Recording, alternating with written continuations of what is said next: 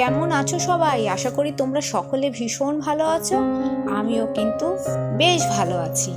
তো অনেকেই জানো কম বেশি যে আমি বর্তমানে এখন সল্টলেকে আছি। আমার শাশুড়ি নর্থ সিটিতে ভর্তি আছে, নিউমোনিয়া হয়েছে, সেই কারণে আমাকে এখন সল্টলেকে থাকতে হচ্ছে।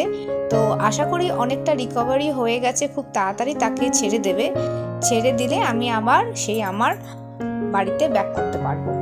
আর যেহেতু এখন সল্টলেকে আছি, সেহেতু ভাবলাম যে না, সল্টলেকের কিছু কিছু ছোট ছোট জিনিস তোমাদের সাথে একটু শেয়ার করি। যে আর এই ভিডিওটা 1 জানুয়ারিতেই করেছিলাম। 1 জানুয়ারিতে আমি মন্দিরে সেরকমভাবে যেতে পারিনি। তো সল্টলেকেরই আমাদের এই পাড়াতে আমাদের যিনি আর কি এখানকার কাউন্সিলর, উনি এই মন্দিরটা তৈরি করেছিলেন। তো সেই কারণে ভাবলাম যে না, মন্দিরে একটু মায়ের দর্শনটা করে দিই, আর তার সাথে একটা ছোট্ট ভিডিও তোমাদের সাথেও শেয়ার করি। তোমরাও আমার মতন এখানে মায়ের দর্শনটা করে নাও। আর এখানে সবথেকে বড় একটা সুবিধা হয়েছে, মন্দিরটায় কিন্তু খুব একটা লোক আসা যাওয়া করে না। আমি যতবারই গেছি ততবারই দেখেছি খুবই ফাঁকা, আর যার ফলেই আমার ভিডিওটা করতেও সুবিধা হয়েছে। আর অবশ্যই আমি তাদের পারমিশন নিয়েই ভিডিওটা করছি। আর যেই বিল্ডিংয়ে আমার শ্বশুর শাশুড়ি থাকে, সেই বিল্ডিংয়েরই 3 তলাতে কাউন্সিলারই থাকে। আর সবচেয়ে বড় কথা, কাউন্সিলারের বড় ছেলে হলো আমার হাজব্যান্ড ইন্দ্রনীলের খুব ভালো বন্ধু, বেশ ক্লোজ ফ্রেন্ড। আর বর্তমানে যেহেতু আমি এখন সল্টলেকে আছি, যতদিন না আমার শাশুড়ি বাড়ি ফিরছে ততদিন তো আমাকে সল্টলেকে থাকতেই হবে। তো সেক্ষেত্রে যতটা পারবো ছোট ছোট এভাবে ভিডিও আমি তোমাদের সাথে শেয়ার করতে থাকবো। কারণ সেরমভাবে আমার এখন ভিডিও শেয়ার করা হয়ে ওঠে না। তো যখন আমি সুযোগ পেয়েছি, তো সুযোগের সদ্ব্যবহার তো করতেই হবে, তাই না?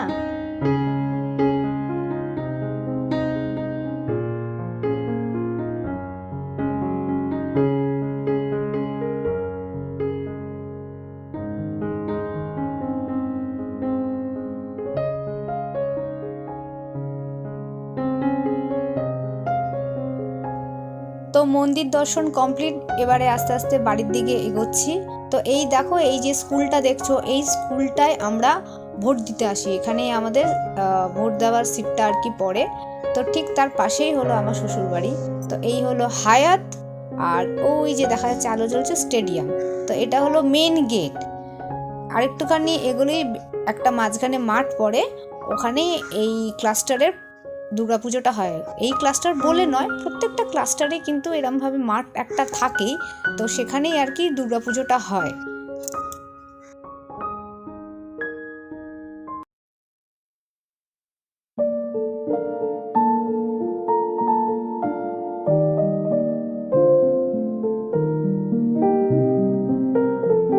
তো এই হলো সেই মাঠ যেখানে দুর্গাপুজো হয়। আর এখন যেহেতু শীতকাল, সেই কারণে এই মাঠে রাত্রিবেলায় অনেকে এখানে ব্যাডমিন্টন খেলতে আসে।